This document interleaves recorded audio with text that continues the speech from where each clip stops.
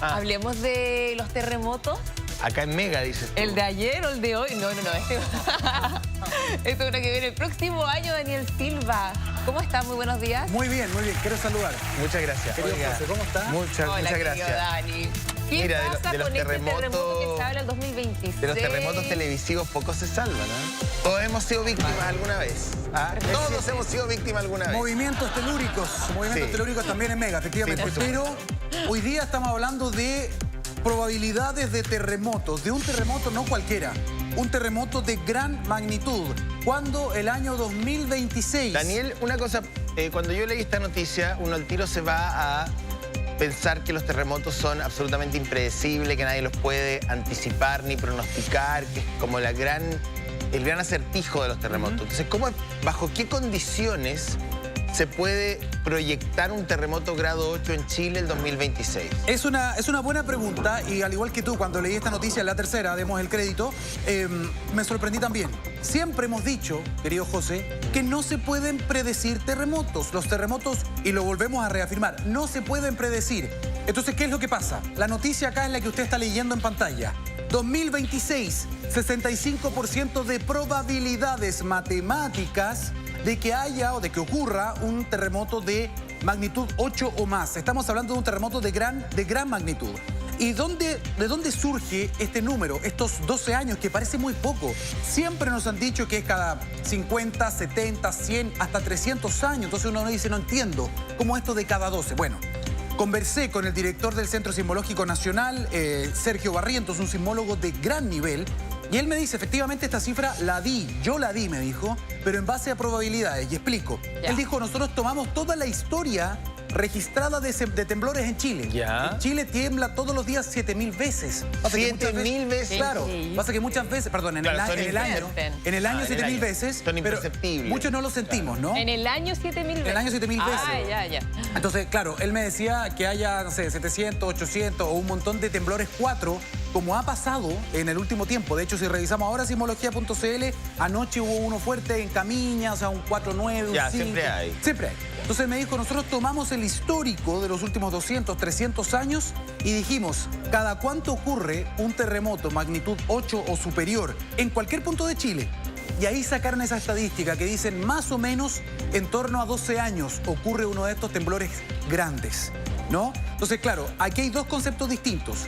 Después del 8.8, la zona de fractura, la zona centro-sur, en ese punto probablemente no va a ocurrir uno de gran magnitud de los próximos 50, 100 años.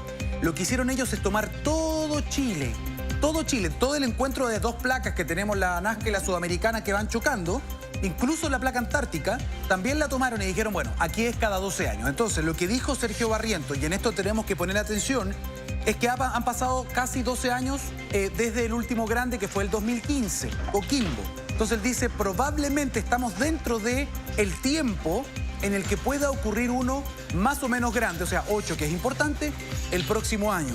Yo le dije, pero doctor, esto puede ser este año, el próximo. Me dijo, puede ser en cualquier momento. Mientras más tiempo pase, en torno a 12, 13, 15 años, más aumenta la probabilidad.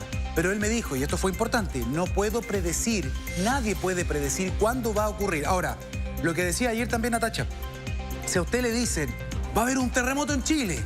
La respuesta es sí, va a haber un terremoto en Chile. Bueno, es como obvio. Es como obvio, ¿no? ¿Por qué? Ya, Porque es el pero país más sísmico del mundo. si El me punto es dicen- cuándo.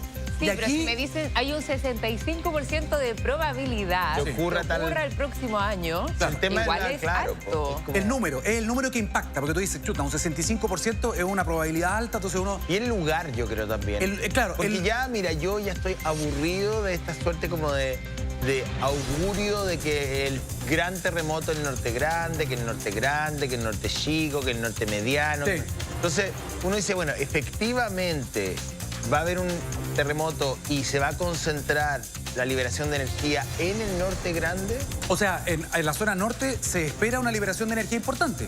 Ha habido un silencio sísmico en varias zonas del norte. De hecho, yo ayer estaba en el desierto de Atacama, allá en Copiapó, y justo estaba en una zona que no ha tenido un gran evento desde 1922.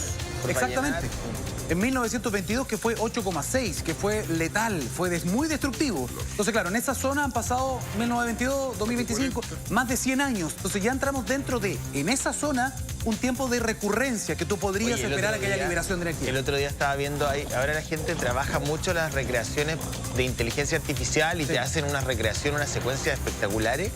Y había, no sé en qué página o algún reel, a lo mejor un TikTok, no tengo idea, una recreación de Valdivia. Respecto del gran terremoto de Valdivia, que bueno, ya sabemos que es el más grande de la historia, al menos en materia medible, y el tsunami que vino después ahí en los ríos. Y claro, uno igual se te aprieta un poco el estómago, ¿cachai? O sea, ir a la recreación yo no le tengo miedo, yo no le tengo miedo a los terremotos, para nada. Para nada, pero cuando uno ve un cataclismo de esas magnitudes, sí, uno siente un poco de angustia. O sea, si a mí me dice el Dani que el próximo año hay un terremoto de 8 en el norte, igual yo me asusto, Dani, yo todavía no entiendo ese tema de las probabilidades. O sea, tú me dices, bueno, no se puede... Es como matemático. Esperar. Es solo matemático. Es solo matemático, Es solo matemático. pero puede también que no pase. O sea, no es como que para la ciudadanía que vive en el norte, o sea, ¿qué mensaje le puede No, entregar? pero ojo. Para que dejemos bien claro esto, porque claro, las personas que viven en el norte dicen, entonces el próximo año me toca a mí. Ese 65% de probabilidades de un gran terremoto es para mí, es para el norte. No necesariamente, y aquí es importante decirlo. Hay zonas de silencio sísmico en la zona central, en la zona norte, donde se espera liberación en algún momento pronto. El tema es que esto de los 12 años, y lo vuelvo a explicar, se tomó todo Chile y la cantidad de tiempo que pasa entre un gran terremoto 8 o superior y otro. O sea, puede ser uno en el norte, después pasó uno en el sur, después uno en la zona centro, después otro en la Antártica. Se tomó toda esa estadística. Ya, pero 12 años desde el 2010, ¿estamos midiendo eso un poco? No, de mucho antes, el histórico. O sea, No, pero, ok, asumimos que el 2010 fue el último gran terremoto. Bueno, después hubo uno en 2015, ¿no? En Illapel. En Coquimbo. En Coquimbo, para el 18 de septiembre. En Coquimbo, sí. ya. Entonces estamos 2015, estamos 2025, ya estamos en el decenio, ¿cachai? Exacto. Y por eso decía... ¡Ay, me dio miedo! Por eso Sergio Barrientos decía, estamos dentro de... O sea, mientras más tiempo pasa desde el último, que fue el 2015, nos estamos acercando a ese número, a esa cifra, y las probabilidades van aumentando. Por eso él decía, ese 65, que es un número importante, se concentra más el próximo año. Y le digo, ya, pero si no ocurre el próximo año, bueno, entonces la probabilidad aumenta el 2027. O sea, ya no va a ser 65, va a ser un 70 y así, ¿no? Entonces, lo que él dice, ¿tenemos que esperar un gran terremoto? Sí. En alguna parte de Chile sí, porque según la estadística, cada 12 años, más o menos, ocurre un terremoto de magnitud alta. Y esto es importante porque a veces se nos olvida esto. Las personas dicen, no, si en Chile tenemos cultura sísmica, sabemos reaccionar. Y claro, nos jactamos de que muchos no se ponen de pie cuando hay un temblor 6, 5. Y nos quedamos sentados, es verdad. Exactamente, nos quedamos sentados. Pero cultura sísmica real, yo creo que todavía adolecemos de esto. Es decir, claro, ¿cuánta gente tiene un kit? ¿Cuánta gente sabe qué hacer? ¿Dónde tiene que pararse? ¿Cuál es la zona de emergencia en tu casa, en tu edificio? Tenemos radio, tenemos un kit con agua, una radio a pila. Yo creo que solo lo tiene el Gonzalo Ramírez. Oye, vamos a sumar a Cristian Farías también a esta conversación para ir preguntándole desde su punto de vista qué pasa con esta probabilidad de un terremoto el próximo año. Cristian, ¿qué tal? Muy buenos días. Hola, Cris. Hola. Hola chicos, ¿cómo están? Bien, ¿y ¿Todo bien tú? por allá? Un poco preocupados, yo creo. Un poco nerviosos con Un poco lo que nos dice preocupados. el Daniel. La cara de Cris me encanta. Hay que ocuparse en vez de preocuparse. Sí, hay que ocuparse. Claro, pero un poco preocupados porque vivimos en Chile, ¿cierto? Como que por eso, más que nada. Ya, pero ocupémonos de los números, que es lo que nos convoca esta mañana. Las proyecciones matemáticas, ¿qué tan ajustadas son a lo que ocurre en la realidad? Yo creo que tiene mucho que ver con la pregunta que le está haciendo a los números, que es una cuestión súper importante. Si la pregunta es, oye, ¿cuáles son mis chances de encontrarme con un terremoto yo como persona el próximo año?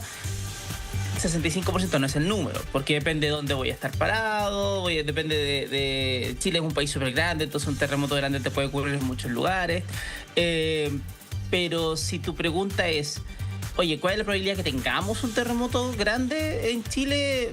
Bueno, en efecto, el promedio te da como entre 10 y 12 años de cada cuánto un terremoto grande ocurre, pero hay un detalle, es un promedio, basado en los datos que hay, obviamente, pero un promedio. Pero si nos vamos a lo que nos ha pasado recientemente, no se cumple siempre ese promedio. De hecho, ustedes hablaban justo antes que me presentaran de los grandes terremotos que habían pasado y para variar, sorry que haga este comentario, a todos se le olvida Iquique. El pobre Iquique queda ninguneado del mapa por completo porque el 2014 hubo un terremoto magnitud 8.1 y nadie se acuerda que hubo un terremoto magnitud 8.1 ahí.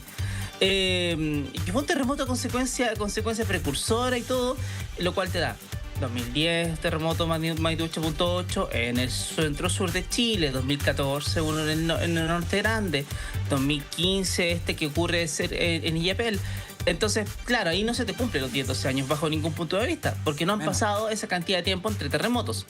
Pero obviamente después nos vamos para atrás y sí pasa más tiempo entre los terremotos grandes anteriores en Chile. Entonces tú tomas el promedio, te da 10-12 años. Ya, y ese promedio en corte lineal, ¿es en el mismo lugar? Por ejemplo, si yo estoy en Copquecura... No es en el mismo lugar, es todo Chile. Ah, ok, porque si estoy en Copquecura debería decir ya, han pasado 15 años del 2010, ¿va a haber otro? No es en el mismo punto, digamos, sino que funciona por placa. Claro, funciona por sectores. Eso es tu punto súper importante en esta historia. Imagina que Chile es como... está seccionado de alguna forma. Como que para las placas en efecto está bastante partido en zonas. Y cada una de las zonas puede ir acumulando energía en la medida que se va dando las condiciones y la va liberando en la medida que pueden. Entonces tienes varias, una que está en el norte grande, otra que está más o menos entre Mejillones y esa entre Iquique y Mejillones, otra que está en la parte de Atacama, cerca de Vallenar, otra que está en lo que es Coquimbo y Apel, otra que viene estando más en el centro de Chile. Puntos. Claro, hay varias zonas. Y después entonces tú después solamente ves el análisis de en esa zona donde estás parado. ¿Cuándo fue el último gran terremoto? Como para poder ver si es que ha pasado suficiente tiempo como para tener otro. Y ahí empieza la pregunta de, oye, yo vivo en, no sé, Valparaíso. ¿Espero un terremoto grande en algún momento de mi vida? ¿Cómo podría ser? Y esa es la cuestión que va pasando ahora. El Dani decía algo súper interesante porque somos un país sísmico, estamos acostumbrados, pero el Dani decía, la verdad es que estamos como poco preparados, como que todavía no tenemos todo interiorizada esta cultura de qué sé yo, tener el kit, todos los elementos necesarios para poder enfrentar un terremoto, un movimiento sísmico fuerte. ¿Tú también coincides con el Dani en eso? Sí, de hecho. Y quiero añadir una más. Nos gusta decir que estamos bien preparados para los terremotos, pero eso es gran parte debido a nuestra buena toma de decisiones en cuanto a la normativa de construcción sismo resistente, que es un gran tema. O sea, nuestros edificios no se caen cuando tenemos grandes terremotos en general, pero los tsunamis es un tema que lo estamos obviando. Se nos va. Porque nuestro desarrollo en las zonas costeras ha sido hecho pensando como que no hay un terremoto y un tsunami ocurriendo en el futuro en general. Siendo que, dado que entendemos de que hay terremotos bastante seguidos, entonces los tsunamis también son una cosa que nos ocurre bastante seguida. El tema está en que no hemos preparado nunca nuestras ciudades realmente como para poder atender a esa amenaza. Y claro, eso sí que es un problema grande, porque eso nos va a costar vida en el futuro. Otra cosa que también es importante, que lo hemos conversado con Daniel en otro momento, ha sido que con toda la población migrante que ha llegado a Chile en los últimos 10 años, ponele, sobre todo en la zona central de Chile, tienes un montón de personas que no necesariamente van a poder reaccionar de la mejor forma cuando venga un terremoto, en el momento en que venga. O sea, porque yo pensé que le íbamos a culpar de los terremotos también, porque al final no. Han traído terremotos de otros lugares del mundo. No, pero es verdad, Cristian. O sea, es muy divertido porque de repente en TikTok hay muchos videos, por ejemplo, de venezolanos, colombianos que no están acostumbrados a movimientos sísmicos, brasileños también. Claro. Y de repente dicen como, oye, hay un, no sé, un movimiento sísmico de 5 en cuanto a la intensidad. Y se asustan. Y los chilenos estamos todos sentados como, bueno, no pasa nada, ¿no? O sea, hay una diferencia importante ahí. Sí, de reacción, efectivamente. No tienen tanta cultura sísmica como quizás tenemos nosotros, pero aún así creo que nos dormimos los laureles. Yo he hablado con mucha gente más joven también. ¿Sabes cómo reaccionar? ¿Sabes si estás en un edificio? ¿Qué tienes que hacer? ¿Dónde tienes que pararte? ¿Cuál es la zona de seguridad? tienes que bajar, tienes que esperar. Si estás cerca de la costa, tienes que subir si estás en un edificio. Hay evacuación vertical. O sea, hay muchos conceptos que todavía no están culturizados, no están socializados, ¿no? Eso es un punto. Otra cosa, Cristian, ¿ah? ¿Cómo estás? Te saludo, Cris.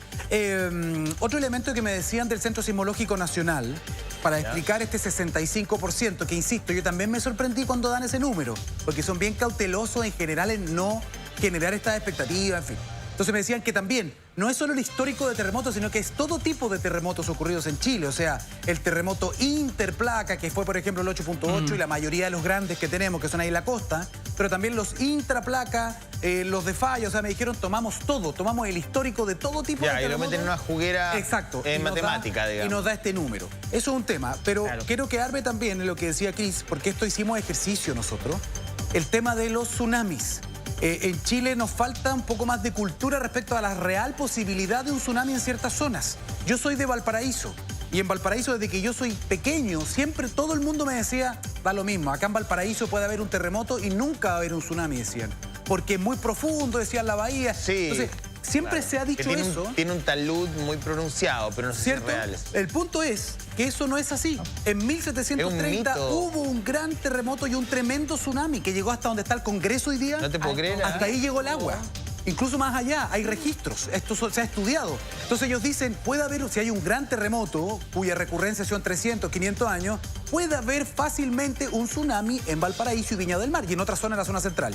¿Qué hicimos nosotros? Dijimos, ya, ok, vamos a ver entonces si alcanzamos a llegar desde la costa hasta la zona de seguridad que está por allá por el Estadio Sausalito. Hicimos el ejercicio y no llegamos en el tiempo necesario. Para poder salvarte. Exacto, trotando para esquivar, para evitar el agua, ¿no? Y estamos hablando de que sería movimiento de miles de personas. Ya, pero uno ahí asumiría que hay que hacer una evacuación más vertical que lineal, o sea... Es que eso no está definido. No existe en Chile, y aquí Cris me puede corregir, no existe en Chile un protocolo ¿de evacuación vertical? En Perú hace muy poco. ¿Estamos mal entonces? Esto es importante que lo digamos, porque también lo hablábamos, Cris, con, démosle crédito a nuestro amigo ahí, con Víctor Orellana, que trabajó también en la ONEMI en su momento. Entonces me decía, yo estuve en Perú hace poco, y en Perú ya tienen, hace muy poquito en algunas zonas importantes costeras, tienen definido esto. Entonces hicieron los estudios técnicos de factibilidad, fueron a los edificios que son grandes y que podrían soportar un peso importante arriba y ya saben dónde subir. Pero si yo siempre cuento ¿qué es la evacuación vertical para que se entienda? La evacuación vertical es cuando tú estás en un edificio de altura, hay un terremoto importante que no te permite mantenerte de pie, que genera un peligro de tsunami y tú tienes que, en vez de evacuar bajando... Pero por eso mismo, mira, para el año 2010 yo estaba en Viña. La noche festival, ahora que viene el festival y tal. Nosotros, personas... Después de que tocó Arjona, ¿cierto? Claro, claro. Personas... Nosotros, personas más o menos informadas, o sea, que uno asumiría que... Porque yo estaba con periodistas, productores, en fin, personas que conocen de la dinámica de un terremoto. Y viene el terremoto, nosotros estábamos en un edificio y puedo nombrar, no voy a nombrar a nadie en particular, no quiero tener problemas con nadie, pero gente conocidísima, y me incluyo, digamos, y todos bajamos, luego del terremoto, a esperar alguna instrucción a la avenida Perú. O sea, no encontramos ningún mejor lugar, los santos pelotudos, que irnos caminando, y tengo la imagen acá y con varios nombres que ustedes van a reconocer, pero no los voy a nombrar, todos caminando hasta donde está la roca, el roquerío, y nos quedamos ahí esperando y mirando el mar y esperando que nos dieran instrucciones. O sea, está bien, uno necesitaba un lugar para calmarse y todo, pero obviamente era la azotea del edificio, idiota. ¿Cómo te vas a ir a sentar? Y me digo a mí mismo eso. ¿Cómo te vas a ir a sentar al borde costero luego de un terremoto donde evidentemente no podías mantenerte en pie y no sabías dónde era el epicentro? Es que después de 2010 se aprendieron muchas cosas. Y todos sentados ahí, yo, periodista, otros amigos, en fin, de los otros canales, todo ahí viendo la vida pasar, mirando la vida pasar. O sea, a la hora que hay un tsunami, la verdad que yo no estoy aquí contando esta historia, ¿te fijáis? Bueno, pero es que uno también tiene que saber qué tipo de edificios permite las evacuaciones verticales también. O sea, es que en esa época yo creo que desde el 2010 uno aprendió mucho de los errores, obviamente, pero la verdad yo creo que ha aumentado con el 2010. Desde el 2010 nos hemos ido interiorizando en esta cultura de evacuación y todo, pero nos falta todavía. Sí, Cris, voy al tiro contigo, pero es importante decir lo siguiente. Con cada gran terremoto en Chile, más que la gente aprende y tiene cierta memoria de lo que estaba haciendo, cómo reaccionó, en fin. Los que más han aprendido en Chile con los grandes eventos son los ingenieros, los calculistas, la gente que construye. Efectivamente, la norma sismo resistente en Chile es de clase mundial. No tenemos nada que envidiarle a Japón y a otros países al respecto, ¿no? Y eso sí se ha aprendido mucho en la norma de construcción. Pero en lo que es cultura, en lo que es reacción, yo siento que falta mucho. Y me quedo con esto. En Perú, ya existe edificios en las zonas costeras, por ejemplo, como si fuera Viña del Mar. En Callao. Exacto, donde la gente, cuando hay un terremoto, no solamente hay un letrero que dice zona de evacuación, sino que fuera de ciertos edificios públicos y privados, dice edificio de evacuación vertical. Y tienen las instrucciones, los conserjes, en fin, de cuando haya un terremoto importante, abrir todo, tienen que abrir la puerta, y todos pueden pasar y subir a la azotea. Porque aquí en Chile no pasaría eso porque no está normado, no hay un plan todavía, a pesar de que los expertos lo están pidiendo. Cris, hay un tema que queremos también conectar con esto, porque nuestro país se mueve y se mueve bastante, todos los días, todo el año. Y hace poco dimos noticia, José, con lo que estaba pasando con Laguna del Maule. ¿Te acuerdas? Un enjambre sísmico. Claro. 125 sismos, digamos, en ese complejo volcánico en solo 3 horas la semana pasada. Entonces, también generamos algo de atención, algo de alerta respecto de ese lugar en particular, Cris. Estos son sismos volcanotectónicos, digamos, son algo distintos. Es otra realidad la que sucede ahí. Tú tienes información al respecto, ¿no? Sí, bien distinto. Igual puedo hacer un comentario último así cortito sobre la evacuación vertical. El tema, mira, cada país siempre le pasa bien y la pasa mal de acuerdo a sus decisiones previas en un terremoto. Entonces, la pasa bien en el sentido de que pudiste sobrevivir bien unas cuantas cosas. Nosotros en Chile, por ejemplo, tenemos la normativa de construcción sismo resistente y estamos súper contentos con eso. Me tocó estar en un terremoto en Marruecos donde no tenía confianza en el edificio en el que estaba parado y créeme que es absolutamente aterrador, porque no sabes si que vaya a parar o no.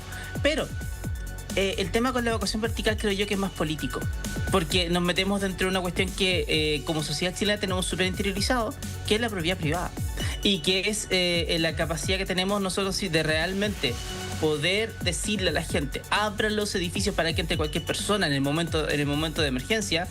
Y eso no es algo tan sencillo de hacer y parece que nuestra piedra tope va por ahí, porque si no, esta conversación técnica la habríamos zanjado hace rato. Bueno, pero políticamente no la hemos podido hacer. Para terminar ese tema y avanzar la pregunta que te hacía el Daniel, o sea, estamos viendo que en la quinta región hay socavón al lado de los edificios, o sea, también hay mucho que analizar ahí.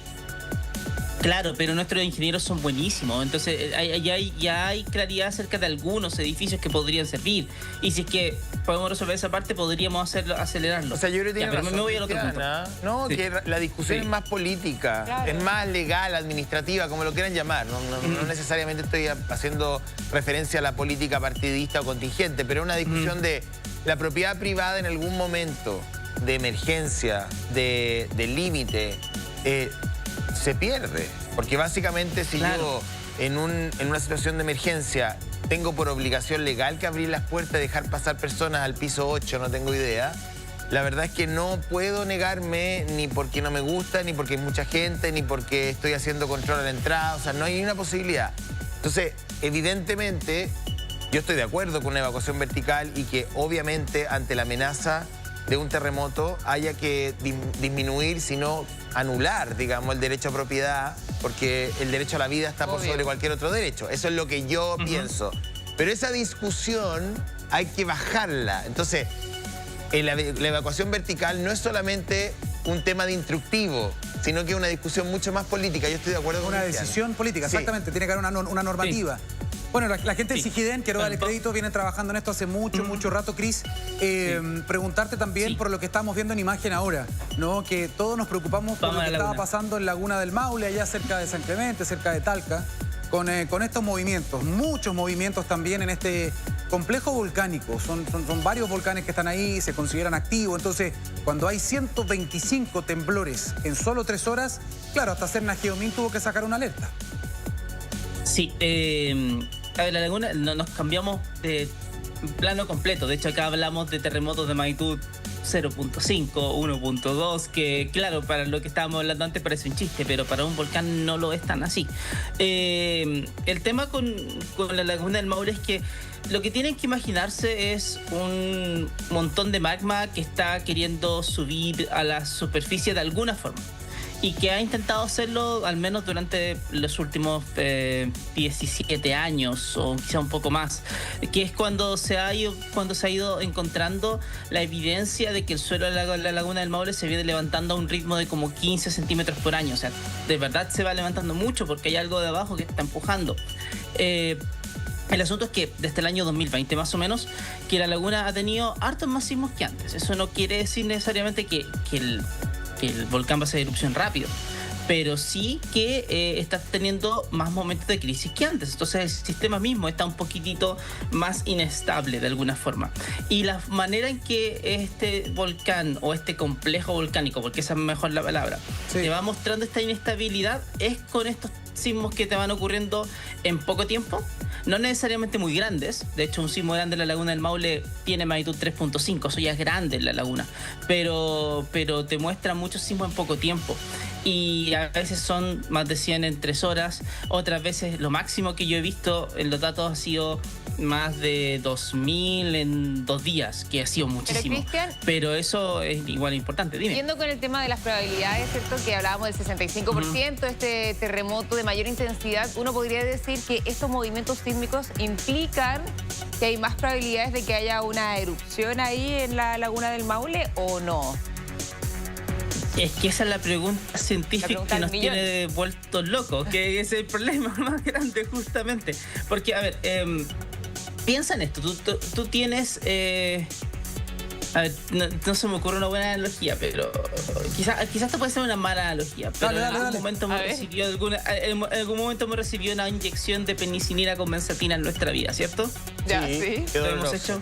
Qué doloroso. Es dolorosísimo, es muy doloroso.